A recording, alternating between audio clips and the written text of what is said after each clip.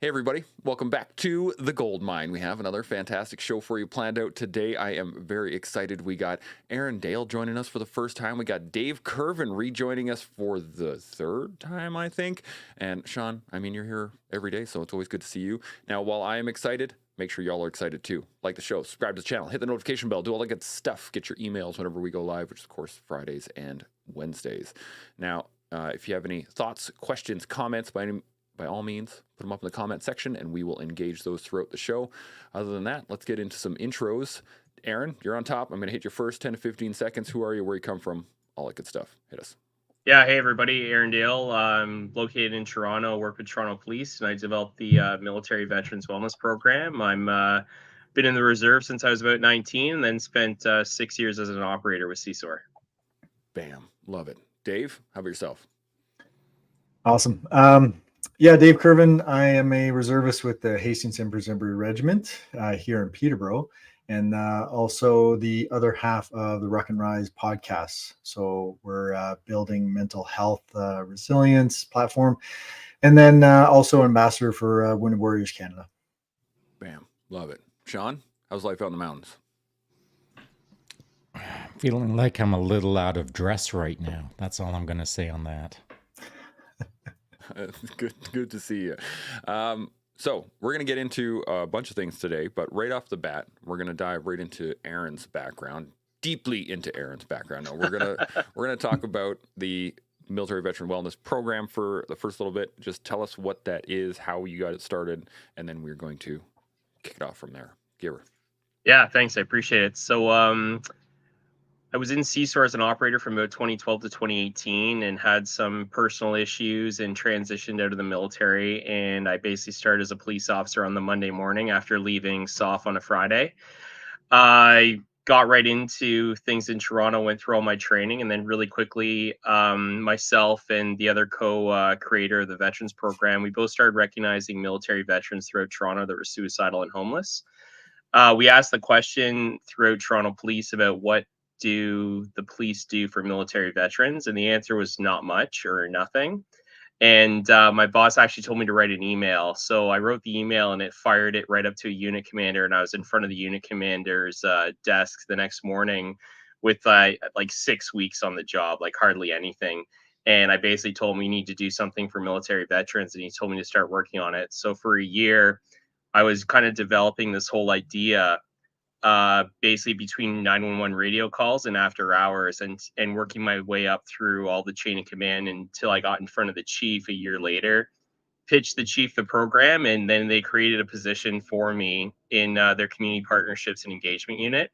So essentially what I wanted to create was cultural competency and de-escalation so that every police officer has the cultural competency to understand the veteran population and additional training to basically de-escalate a veteran while they're in crisis. Once an officer has cultural competency training, they can provide better empathy to a veteran while they're in crisis and help create better rapport and more influence. And the influence that we're trying to get is to essentially have the situation de-escalate peacefully and for the veteran to seek assistance from Veterans Affairs Canada, the Royal Canadian Legion, and OSIS, the Operational Stress Injury Social Support Program. So to make that connection, we actually had to leverage Doug Ford and some politicians to essentially bring everybody to the table. So what we did was we did a national-based community policing initiative. So we brought together the national community to help address a problem. So it took us about a year and a half to build the training package and another year to build a referral system. So with the system that actually refers a veteran, any police car can pull up this system in this form that we created. They can enter in the veteran's information. They can do a verbal consent for contact under person in crisis legislation, and then send the form from the police car to go directly to the federal government national coordination point where it filters down directly into VAC, Legion, and OSIS. And then VAC will have a caseworker. The Legion will have an advocate. OSIS will provide peer support, and they'll all contact the veteran within 72 hours and offer all the supports they're entitled to have. So the whole idea behind this is that we need to improve public safety, and we don't want to have a second 911 call from a police officer's perspective. So if we can defer the federal resources and the federal government to help veterans in crisis, so there's not a second 911 call. That's what we do. And the police officer, with their communication skills and with the training, can break down some of the stigmas and help influence the veterans to actually seek and accept help. So far it's been pretty fun. We push the program across Canada as best we can. We got 88 police services across Canada that are implementing the program. It got fully endorsed by the Canadian Association of Chiefs of Police, the Public Safety Minister, National Defense Minister, Veterans Affairs Minister, Trudeau. I briefed him about it a little bit there last week, actually. And I've shared it with the United States, all the DOJ, HSI, USVA organizations, and Australia as well. And the Department of Veterans Affairs for Australia formally requested that the Australian Federal Police implement this program once they recognize they have the similar gap in service delivery. So hopefully we'll make it across to all police services across Canada. And the goal is that every police officer in Canada has cultural competency and de-escalation training to deal with the veteran population, as well as that ability to take any veteran roadside and push them directly into VAC Legionnosis, because I've been around Toronto and I know kind of the social services that are available in Toronto, but I'll tell everybody one thing: Veterans Affairs Canada, the Royal Canadian Legion, and OSIS, Operational Stress Injury Social Support, they really are the best social services in Canada when they all team up. And I could loosely argue they're really the best social services in the world. They are, without a doubt, life changers. And all we need to do is connect the dots and break down the stigmas and the barriers for asking for assistance. So that's kind of it in a nutshell. Yeah, there's so much in that that I want to get Yeah, into. I gave you guys a quick blast there. But that's good that you're hitting on all the issues, and getting into advocacy in general and just wanting to make a difference once you see an issue is such it's a fantastic mindset to be into. When you see a hole and you just like, I need to fill that, like we need to fix this issue, and it's such a big thing that I think doesn't get taken seriously enough at times. Yeah, I had a hard time like finding my purpose and really what I wanted to do when I left the military, and this program's really kind of like ignited that fire in me that I had when I like went on selection and tried out, and then I was operating, and I kind of lost that fire and lost that passion. This program's kind of like redeveloped it. So for me in particular, this program has been life-changing, just to be able to dedicate all the horsepower into something like this. But hopefully I change a couple more lives. I mean, we've referred about just over 200 veterans in crisis across Southern Ontario to date, and it seems to be growing more and more. Bam. I love that. Now, we're going to come back to this in a second. Dave, I want you to tell us a little bit about all of the advocate work that you've been doing as well, because you've been hitting a few things all at once. Give us a little rundown on what you're working on as well. Sure. Yeah, first off, Aaron, kudos on that initiative with that project, because it sounds like it's exactly what's needed right now, that proactive approach, which I think is fantastic. Yeah, personally myself and my wife behind the Ruck and Rise podcast, there's a number of things that we have on the go. Allie's been doing the mental health walks bi-weekly, which has been great, just getting members out, or not necessarily members, but individuals in the public that just want to come out and come together and get out and enjoy nature and have some conversation and do some great things, get some physical activity and be together. I got involved with Wounded Warriors Canada a number of years back. Our regiment actually did a 100-kilometer ruck march to honor our 100-year anniversary of the regiment, from Coburg to Picton a number of years back. And so we were raising funds and awareness for Wounded Warriors Canada at that time.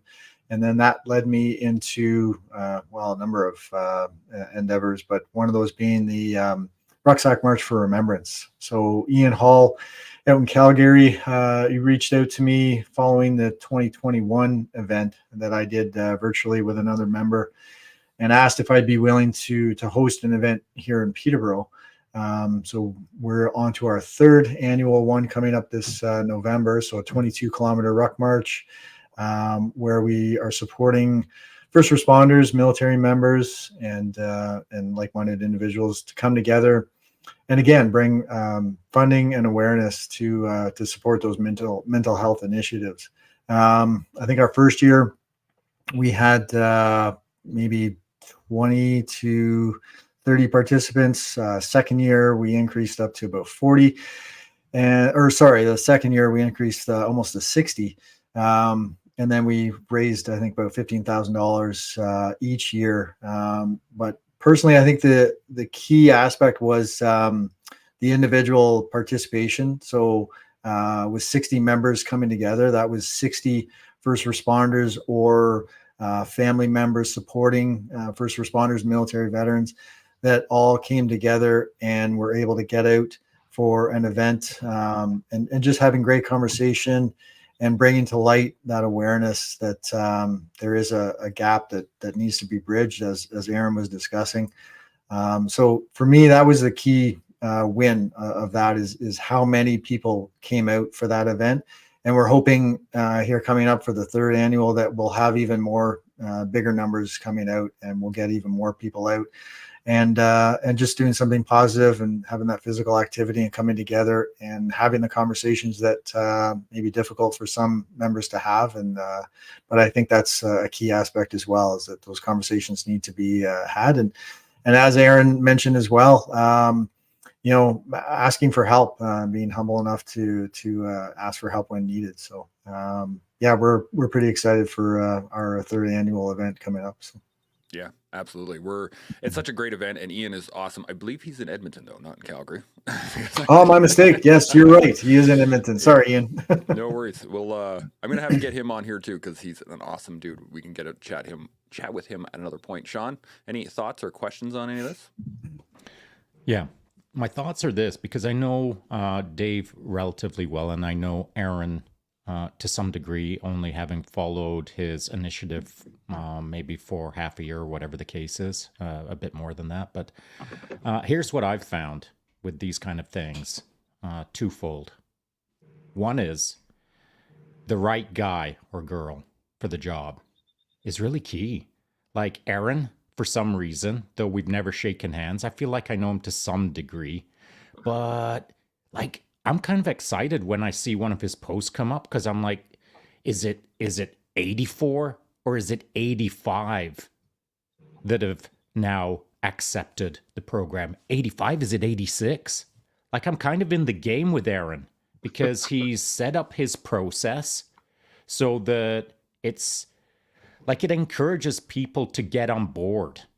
It encourages people to, once they're on board, stay on board and see where it goes. Like, why would I be thinking, is it 85 or is it 86? It is almost like no bearing in my life, except Aaron's turned it into not a hobby, not a game, not a sport, but he's turned it into something that attracts my eye.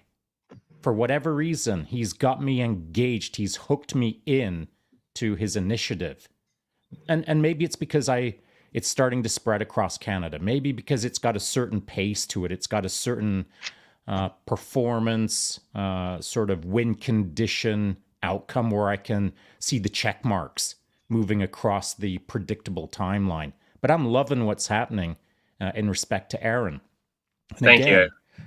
You're welcome. It's my pleasure. And again, I think it's probably, take another person and put them in Aaron's position, and I feel it wouldn't be as successful. And that's no slur, or that's not me throwing anyone that I don't know who would imaginarily take Aaron's place. I'm not throwing that imaginary person under the bus. I'm just saying that when I see Aaron working like a dog, and that's what I see in the images. I mean, his tie's a little askew, his collar is a bit undone, and he looks not flustered. He looks like he's calm, cool, and collected, but he looks like he's had a hellacious pace in some of these photos. And you'll only notice that if you see details. If you have a critical eye and you can pay attention to the operational tempo of the still digital photo. I see a guy working really, really hard while trying not to demonstrate that he's working like a dog. And I love that, man. So Thank you. Aaron for me has captured precisely what I like to see in someone who's trying to put an initiative across Canada. And so is that the only model? No, there's many models to put out charitable initiatives, and there's many ways to get people involved in it. But again, I think it goes back to the key element of the right person. Then it's the right message. And so, as Aaron stated, even though it was like about a 5-minute long discussion of what the program is all about, he hit all the right markers for me. A guy who needs to have the full overarching scope of what is occurring and then drill it down a little bit into the notable agencies, which he listed off, and then capped it out with, man, I don't know if you all know this, but these 3 agencies are freaking crushing it right now. And I feel that's not said often enough. Like, I haven't heard it often enough. And much like Aaron, when I left JTF2, that was a Friday. By Friday evening, I was at the Ontario Police College starting my next job as a veteran, not knowing what I was about to enter into, just standing at the front desk of OPC, scratching my head, thinking, wow, how did this happen? And so the transition for me, and maybe for Aaron and people like us, is, I feel, probably not seamless and easy and like just this straight, smooth line of transition. So I'm so glad that people like Aaron, and I'm shining all the spotlight on Aaron. I'm so glad that the right people are in the right position, saying the right things for guys like me that I'll respect, and then can like encourage others to pick up what he's putting down. So thanks, man. Yeah, this is it's an interesting thing in terms of advocacy. And Dave, you get no spotlight today. I don't want it. I talk too long. I talk too long. Yeah, no, it's all good. What do you got? Yeah.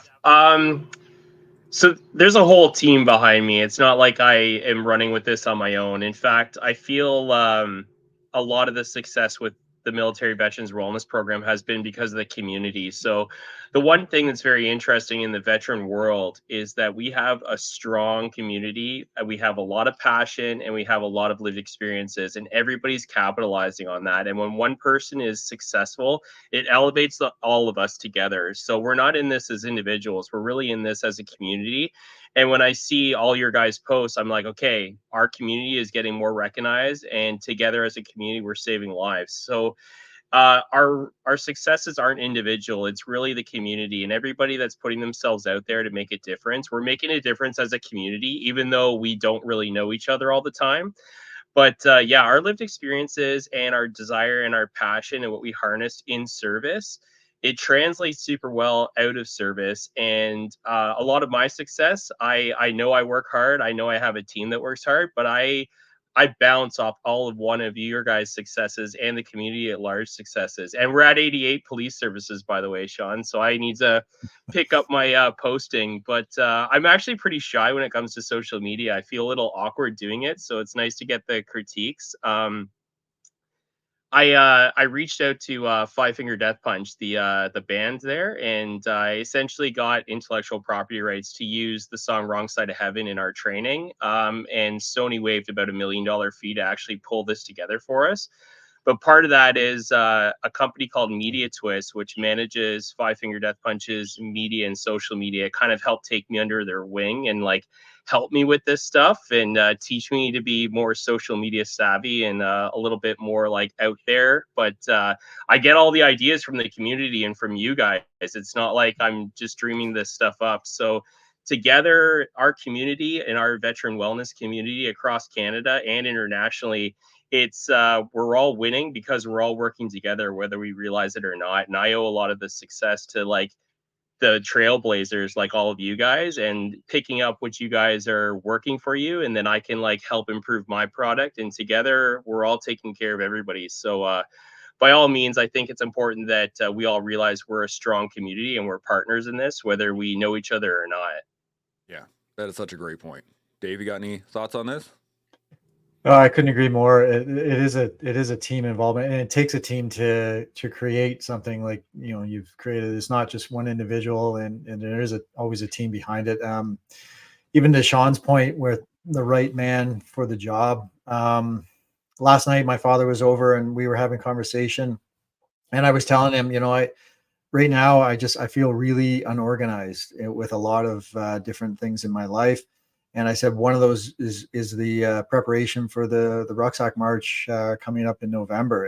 It's 7 months out. I said, but this time last year I had a lot of things organized and a lot of things on the go in preparation for it. And I said, this year I said I feel really unorganized with it. And he said, well, you got a lot on your plate right now. Why don't you maybe try and pass it off to somebody else this year? And I just said straight up, I said, well, I would love to, but I I know myself, and I know I would be coaching that individual every step of the way. So I might as well just do it myself. But I will have a team involved, I said, and that's one of the things that I need to start getting on top of is getting that team behind me, between volunteer coordinators and setup team and prize donation team and all that stuff behind the scenes. There is a big team behind it. So I just need to sit down and sit with the right people and find the right people for the job, and then start tasking them, and I can go at it that way. But it does, to Aaron's point, it does take a whole team, and this is a group of individuals that are here right now, and even on a broader scale, is just one big team of individuals trying to do better and trying to make people come together to achieve better things for those that maybe in need of it. So it's awesome to see, and I'm excited. I get excited for events and event planning, and for taking on new initiatives and new challenges. So the team will get there. Absolutely. It takes a while, though. It does take some work. Shaun, what do you got? Real quick, based on what you said there, Dave, I'm glad that you kind of clarified that point just now in respect to you had some things on your mind, because I saw your post there yesterday, and I was going to hit you up with a DM this morning. I just ran out of time to say, hey, what's up? And I think that it's good that you put that out loud right now, because then we can start talking about, it's actually your job to start creating someone who's going to replace you. It's your job now to start mentoring. And, it might suck to have to kind of guide someone through the process. Like, you're going to spend more time coaching someone to do it than you would do it by yourself. But that's your job. Because one day we're all gone and someone's got to take over the role. And it's our job to start creating those positions to be filled in the future when we're long gone. And so grab someone, grab anyone, grab someone with talent or not. It doesn't much matter. Grab anyone, make them a better person by mentoring them up to act in your role sometime in the future. Yeah, this is a continuous challenge, and I struggled with this when I was working with the Canadian Walk for Veterans, and I was trying to build it out and trying to develop it. And after 5 years, I was really worn down, and I was constantly doing all of the work because I couldn't let go of the quality, or at least the perceived quality that I had put into it. I wanted a specific outcome. I wanted to see it work like this or like that. And to a point that I had to actually completely step away and say, okay, I can't allow my desire to specifically handle what's happening right now to manage this. And I think one of the questions I wanted to ask you guys is about succession planning, but more about the ability to accept and let go of the control of whatever the operation is, which is, for me, that was a big challenge. So I want to get your guys' thoughts on this. Aaron, I'm going to start with you. What are your thoughts on succession or planning in general? Give her. So in the policing world, I don't want to have in such a scenario where if I disappear, the program disappears. So I need to engrave the program into rules, procedures, and service governance throughout Toronto Police and Canadian policing. And I find you have to do that with a team, because you got to ask yourself, is everything going to disappear if you're not there?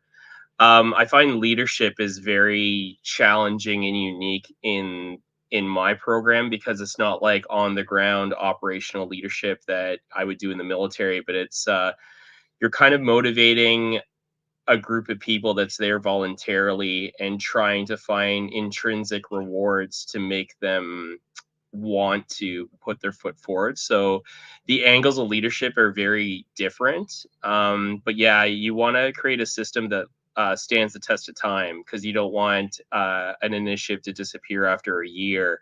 So in the policing world, I'm really trying to integrate it into essentially QR knows, that kind of idea in the policing world.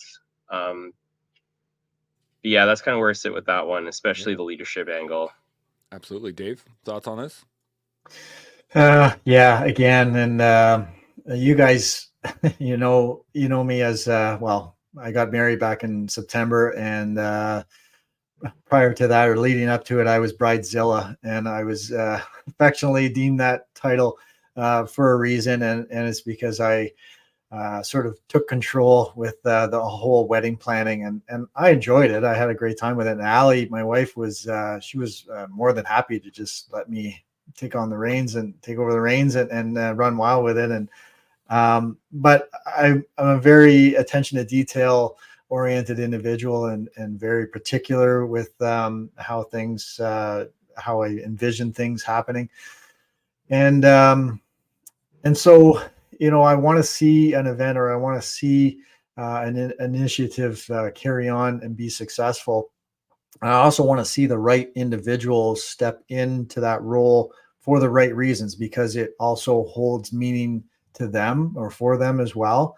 And so when they carry it forward, it's gonna carry forward for a long period of time, because they're in it for the right reasons, and they want to see that particular event or initiative do well, because they want to continue to see people doing better things and doing better carrying on. So for me, I know it'll happen, as far as allowing someone else to take over or help me with it and carry it through. But again, I think it has to be the right person in the right mindset, and for the right reasons. So, but it'll get there. Yeah, absolutely. It's tough to let go, though. That's for sure. Shaun, you got any thoughts on this? Yes, I do. It is tough to let go until you've not been letting go for several decades. Then eventually you have to start letting go. It's a time-based learned lesson.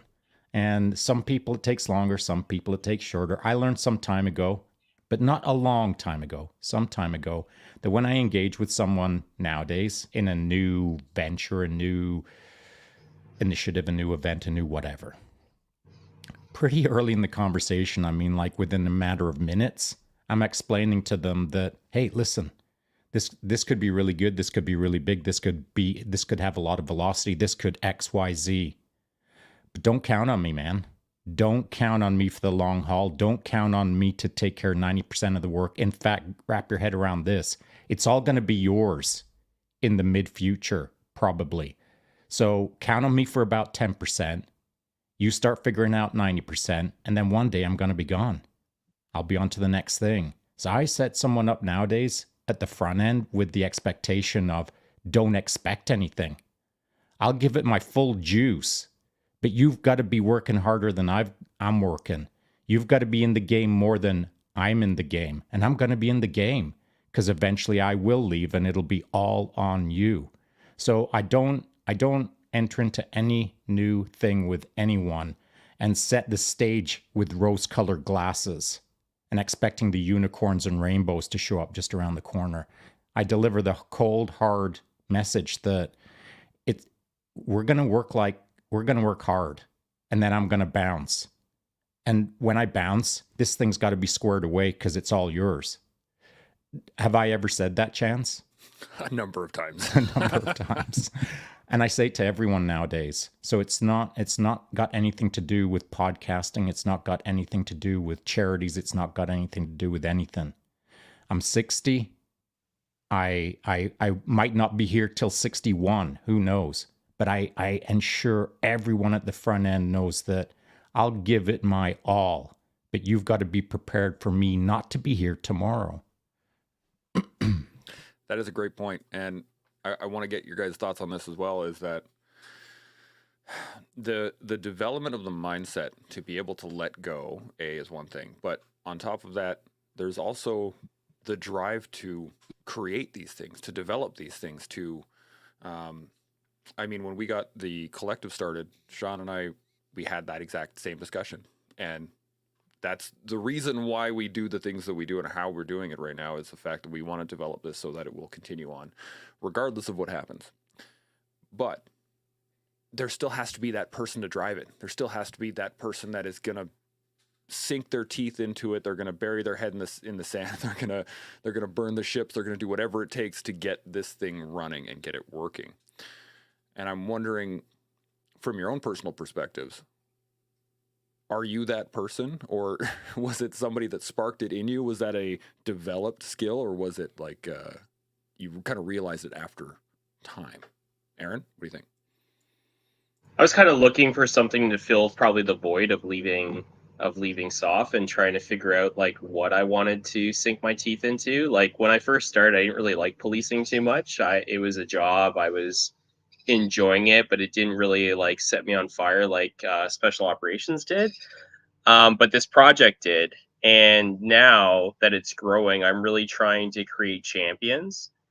So if I can create champions all over the country, the program will start steering itself. And as long as I set a good groundwork of what I want it to be, and how I want it to develop, I can trust my champions to start running with it in their localized areas. So I'm starting to push more and more of that, and bring people more into the circle, and giving people responsibilities, and creating those champions so it has depth to it, and not just a shallow program based on one person, but depth because there's a team spread out everywhere.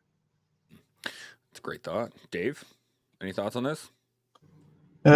Yeah, I mean, I'm a pretty passionate individual, whether it's sports I'm involved with, or home life, or regardless of what it is. If I'm going to get involved with it, I'm going to 100% get involved with it, and dive into it completely.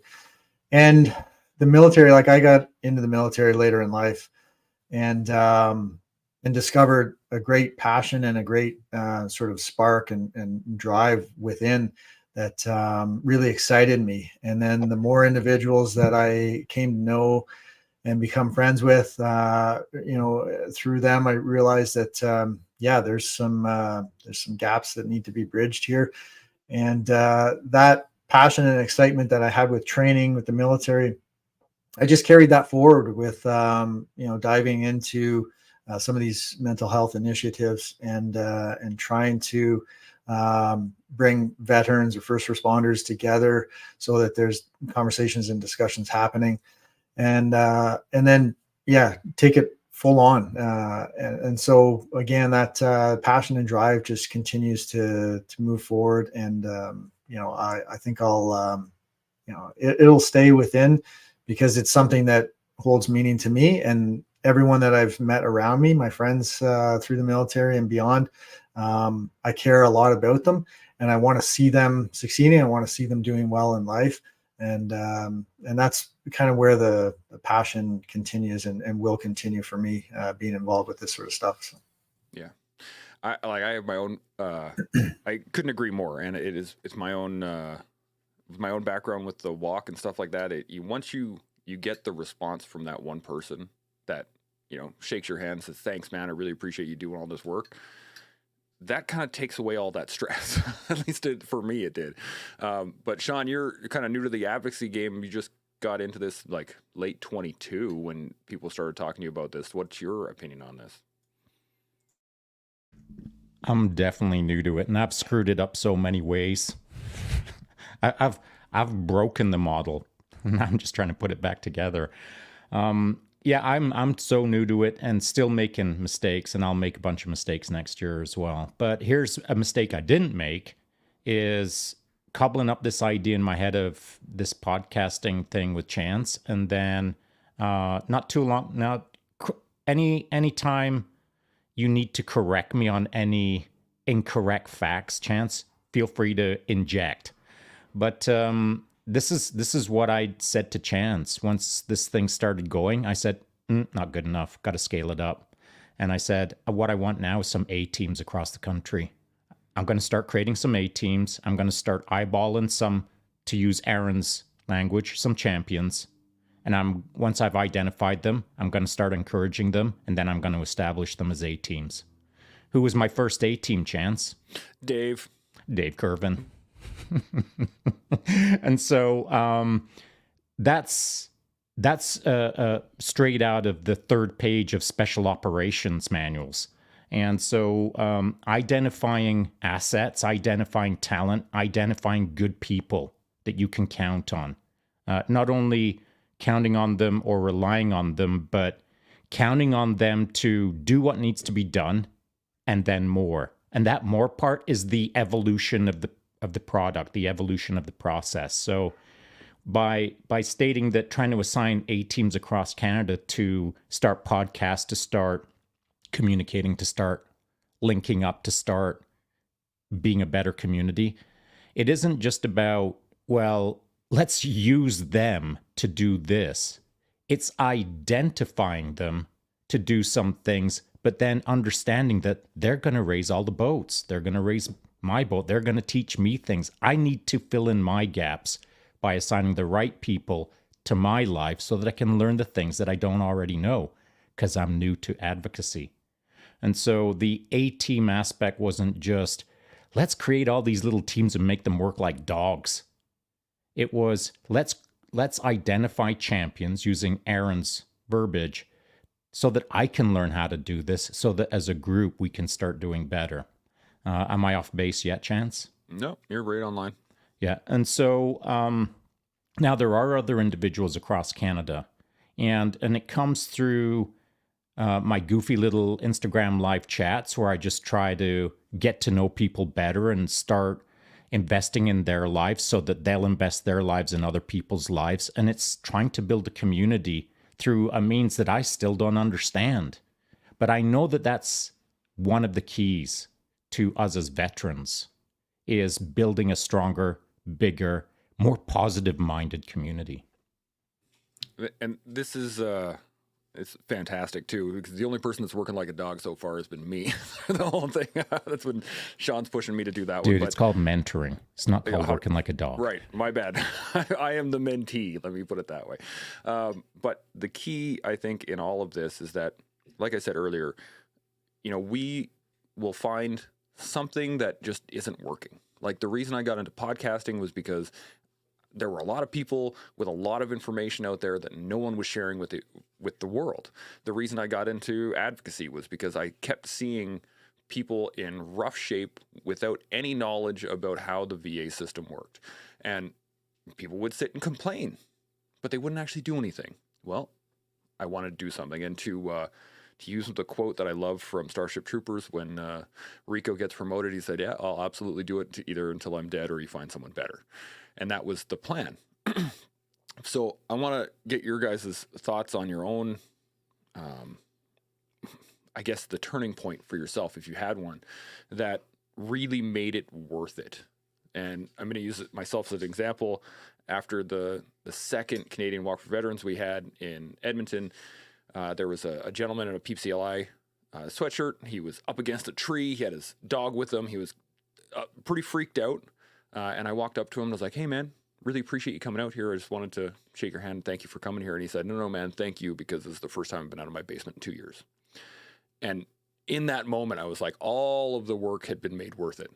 And I'm wondering about your guys' if you've had those points, or if you're there was something else along those lines that made you go, yep, all of this fits perfectly. Dave, start with you. Yeah, it's rather fitting that you just brought that up. I think it was just last night or maybe 2 nights ago. It was just last night, because Allie came home from on Tuesday night. She's been going to grief counseling with hospice here in Peterborough. Her brother died by suicide just over a year ago. So she reached out and found the resources available, and then started this group counseling on Tuesday nights. And then for Aaron and anyone who isn't aware, so I lost my sister from cancer just back in February. So I have also reached out to try and start some, grief counseling and things like that to help with my mental health and my grieving process. And I was saying to Allie last night when she came home, I said, I'm almost jealous of sort of what you have with that group counseling, whatever I said, because um, personally, I've reached out to a few organizations and then even some private psychotherapists, and I haven't had any response or replies. And I said it's a little disappointing. And I said, and we started talking about the collective and this whole group and the people that we're involved with and the people that we've come to meet through social media and our mental health initiatives. And we sort of came to a realization that what we're doing is actually more accessible to many around us than these sort of recognizable organizations that are out there.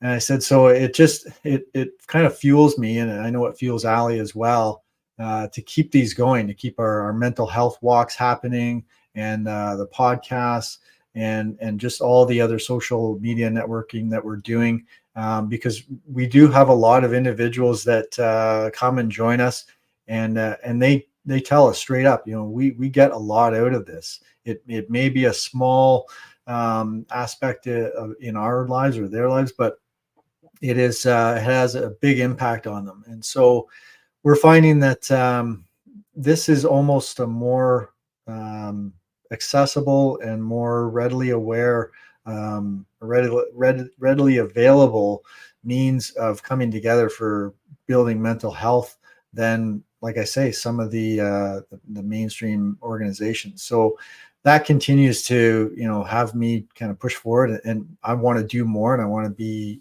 involved more and have more people out for these walks and these talks and come together. So that was just my point on that. So. Absolutely. Love it. Aaron, what are you thinking?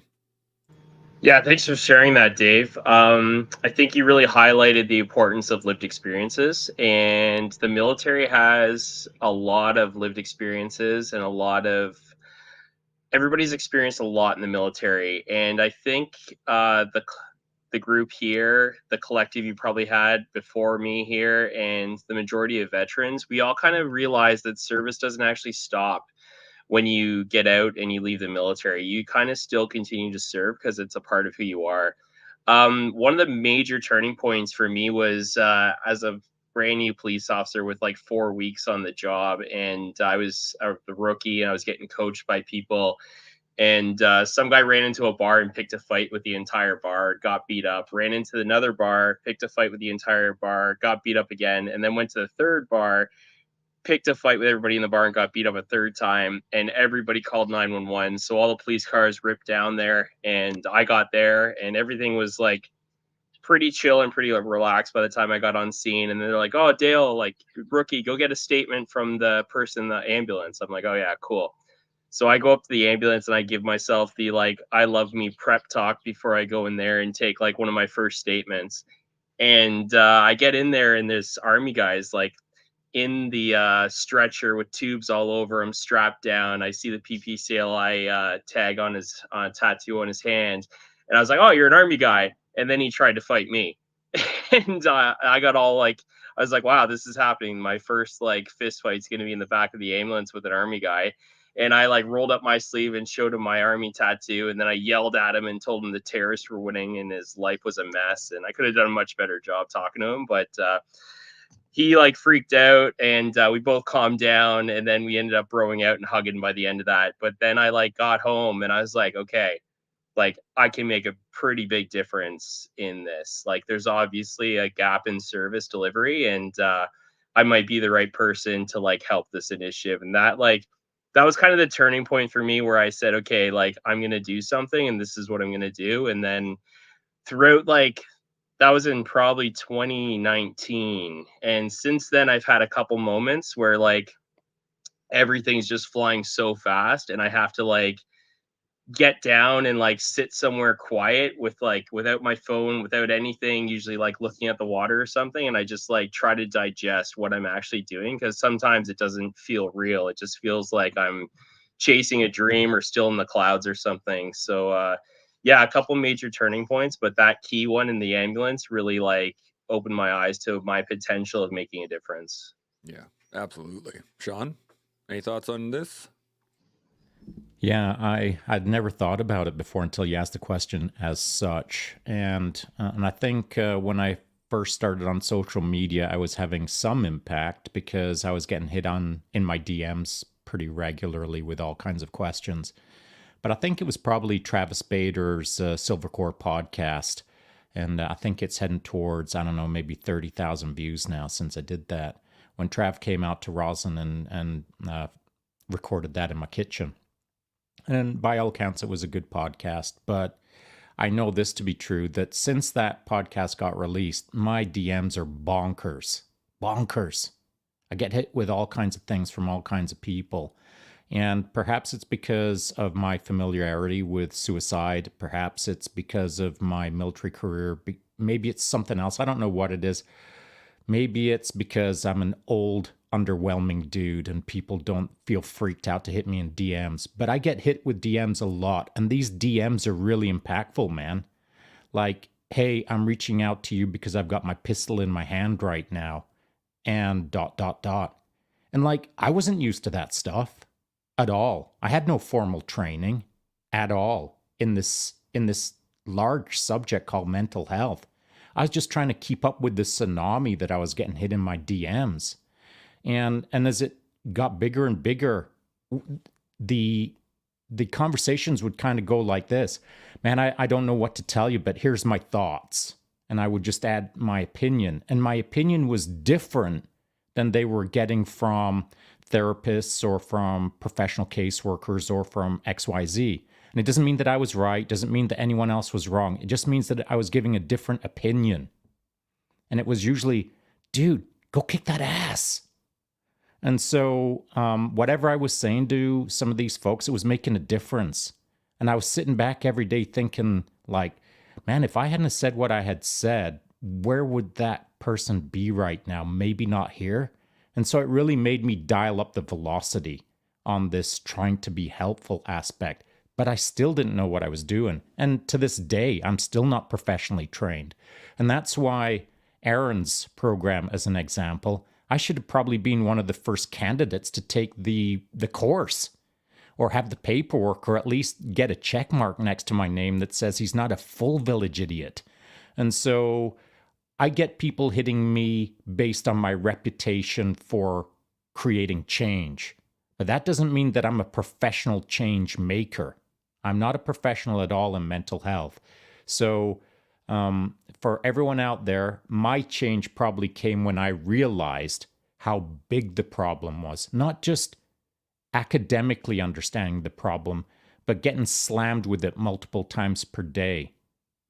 Big problem. So it's evident to me that we all need to do things to make change. But I guess to my own point, Aaron, I probably need some help from the sidelines as well. Whatever we can do, we will help. Don't worry. This leads right into my next question, which is, what's next? And what is the, I guess maybe not what's next, but what is the desired end state? What do you want to see happen with the programs that you're involved with? What is it that you would like? How do you want the world to be, basically? If you were to disappear tomorrow and your legacy was laid out in front of you, what is it you would like to have happen? Dave, I'm going to start with you. Oh man, I wish Allie was here joining me with this one, because I feel like she's got bigger ideas right now than I do, and I'm just trying to keep up with her, to be honest with you. But Allie is in the process of becoming a yoga instructor, and she just last weekend did one of her first retreats, a yoga retreat, and had great success with it. And we've been talking, and we do have bigger plans down the road, and some of those plans involved coming together with weekend retreats where we continue on with our mental health walks in nature. And then there's also a yoga component to it. Obviously some great food and other physical activity as well. But the main key is just, bringing people together, people that are, maybe struggling a bit, need something else added or something else that connects them. We want to bridge that gap, and we want to have them come for a weekend, spend time with us and other professionals and other individuals that are, like-minded and trying to do the same thing we're doing, and just create like a whole weekend sort of getaway with that, and have that ongoing as well. I'll continue my endeavors with Wounded Warriors Canada. I've asked several members that have reached out to Wounded Warriors in the past that are veterans, that one by the name Jody Minnick, who had his legs blown off in Afghanistan, and I said, have you reached out to Wounded Warriors in the past, and have they been helpful to you? And he was open and honest, and said that and they had. So that makes me want to continue on the journey that I'm on with them, that those resources were available.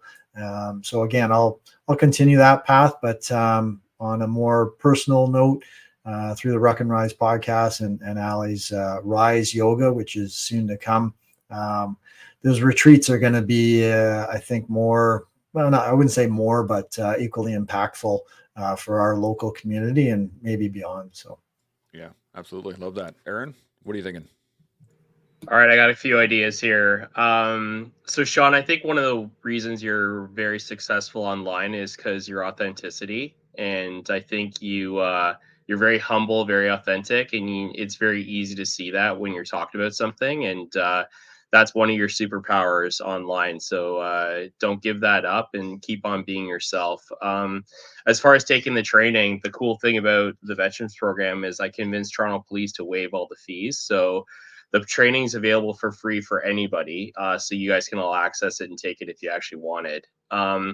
Where I see the future of this program going is right now we're in a conversation with the Minister of National Defense, Public Safety, and Veterans Affairs to fund a $2 to $3 million study. So that's going to be a 5-year study that I really want to push in the future. And we're basically going to identify pathways. So why does a person go from service to suicide or service to homelessness? And what's the pathway of their life that they follow, and how can we interrupt that and adjust that? As well as there's a lack of cultural competency in public health. So in the United States, they have the VA hospitals where everybody understands veterans, but in public health in Canada, no one really understands veterans. They don't understand the Veterans Affairs paperwork. So with this study, we're also going to implement cultural competency in public health across Canada. And it's very appealing to the public, to the public safety minister and the Veterans Affairs minister. So we're going to go seek funding on that. Other than that, I want to get this program Canada-wide to all policing agencies, and I want long-term funding from the public safety minister and have it actually be in the Public Safety Canada portfolio. So all of those conversations have happened, and we're just going to hopefully push the needle over the edge for that. What I really want to see is no more veteran suicide, no more veteran homelessness. And I think veterans across Canada are underemployed and underutilized. And I think the public needs to understand how good veterans are with their lived experience and how beneficial they can be to the workforce and to actually shaping and prospering throughout Canada. But Dave, Wounded Warriors is a phenomenal organization, and they're really getting some major ground in the policing world and the first responders world. So great job being an ambassador. You couldn't have picked a better organization. Thank you. Absolutely. Shaun, any thoughts on this? Well, where will it go in the future? Not sure. I mean, we've been asked that direct question by other folks in other podcasts, and my answer has generally been no idea what's around the corner, whatever. I'll face that when it comes. I just don't know where we will be next month, never mind next year. But I do know that I have a relentless pursuit of excellence. I do know that I love the hunt. I love the hunt. I love a fast, ferocious, velocity-filled hunt. The hunt is what keeps me engaged in the collective. hunting for good people, hunting for good solutions, hunting for out-of-the-box solutions. The hunt, I love it. And where do we fit into the hunt as a collective? I'm not sure, still trying to figure that out, but I do find it interesting that we've got Dave on right now at kind of a grassroots regional level. We've got Aaron on right now at a national level. As a podcast, The Collective, I guess coming up on 700 guests, and a chunk of those are quite international. Maybe we're not quite international, but we're national to some degree. It all came together to me about maybe 5 minutes ago as you guys were talking, how I kind of fit into things to some degree. And that is listening to a private Zoom meeting. Gordo from All the Way, shout out to Gordo, set up a presentation just the other night on stellate ganglion block, SGB. And it's fascinating. In fact, it's fascinatingly understood by others, but not understood here in Canada amongst the veteran community. The stellate ganglion block is probably the first thing that I've been really excited about that could help veterans across Canada. It seems to me, at least throughout that hour-long presentation, that it's almost the silver bullet for a lot of problems for the troops. Now, there's a cost to it, of course. You've got to go see someone who's competent, of course, and it's not like a Harry Potter wand, but by all accounts, over 4,000 treatments by the good doctor who was in that conversation, in that Zoom meeting. He says, he's never had an adverse outcome in 4,000 of these injections to the SGB, and he's had, generally speaking, always positive outcomes, almost immediately, almost life-changing. And so I didn't know about that 72 hours ago, but now I know about it, and now you know about it. And I'll talk about it on my live IG chats. Much like everything that occurs over here in the collective, out of all the people that we've talked to, I now feel like I'm an accumulation of the guests' knowledge. So maybe it's part of our job over here to ensure that we're disseminating the appropriate amount of information to the appropriate parties to start moving the needle, at the very least nationally. So shout out to Gordo, shout out to the doc who was on the show. Shout out to you guys for making me think that maybe that's what we're supposed to be doing over here. Where, again, like I started, where will we be a month or a year from now? No idea. But you guys will put us where we're supposed to be. So that gives me confidence in we're doing good. Yeah. I know my own outlook on this is that it's exactly that, John. It's all about getting the information to the people. If we can take the stuff that is, held or being studied or being discussed about in smaller circles, and we can disseminate that to the populace, the public, the whatever community that needs it. That's the end goal for me, at least, if we can get that to happen, because the more information we have, the better informed we are, which means we can make better decisions, which means better decisions happen, at least in my mind. So that's where we're going to go with that.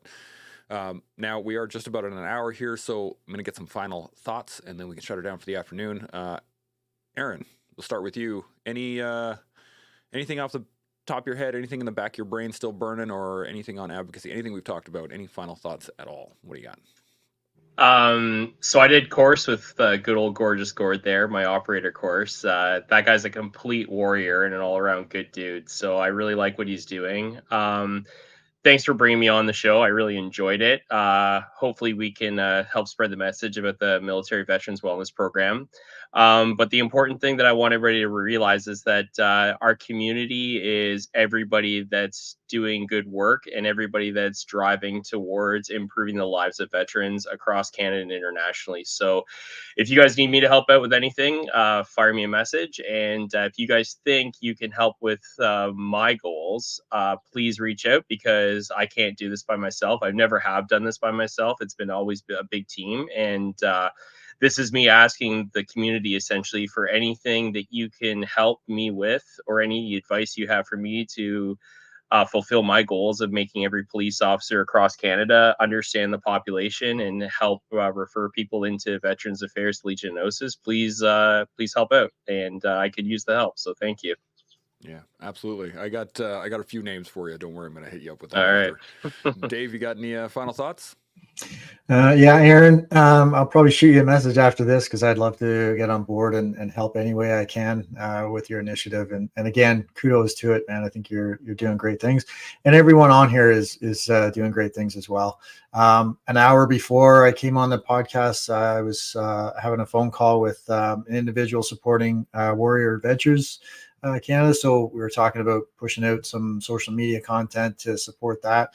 And then in about 30 or 40 minutes time, I'm headed downtown here in Peterborough to have coffee or drink with former fire captain here in Peterborough to have a conversation again about Peterborough Fire and more first responders coming on board with our event coming up in November and beyond, and other Wounded Warrior initiatives and other mental health initiatives as well. So, and as to Shaun's point, like, I'm much of the same mindset where I don't know what tomorrow's going to bring, but I'm pretty excited for whatever it is and look forward to it. So again, thanks guys for having me on, and appreciate what everyone is doing here.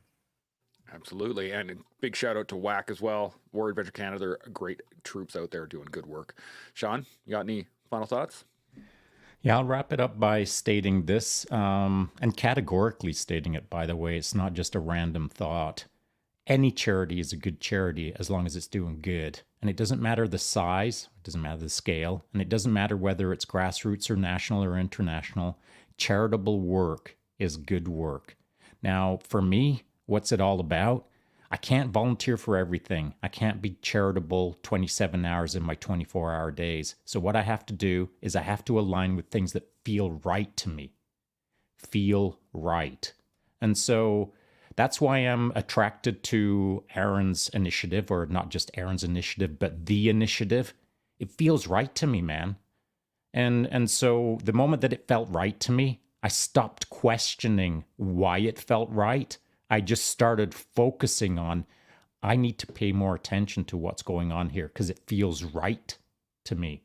So the moment that a charity feels right to you, start digging in and seeing what it is that gives you that feeling.